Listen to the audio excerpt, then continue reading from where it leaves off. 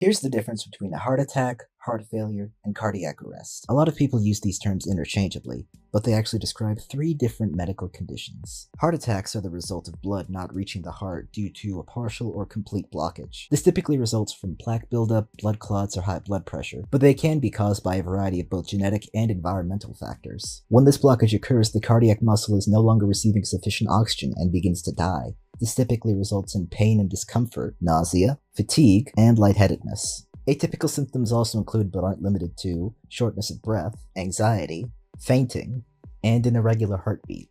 These vary according to factors like weight, gender, and overall health. Heart attacks are typically imagined as painful and dramatic scenes of a person clutching their chest and collapsing. And while that can happen, some are so subtle that a person may not even realize they've had one until years later. Following an attack, myocardial fibrosis may occur, where the dead or damaged tissue is replaced with scar tissue.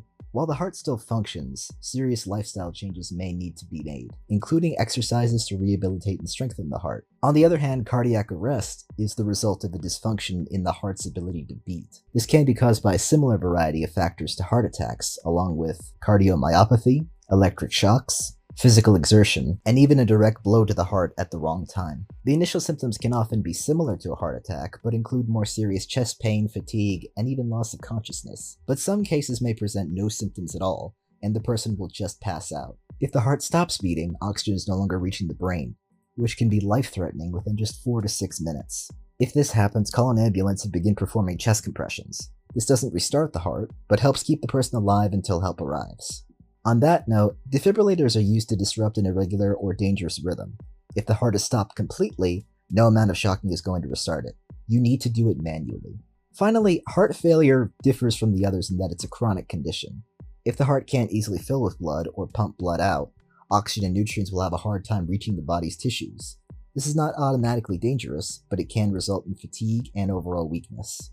The body may try to compensate by constricting blood vessels and retaining more water and sodium, increasing blood pressure and blood volume. While this can work in the short term, it puts increasing strain on the heart and can cause symptoms to worsen over time.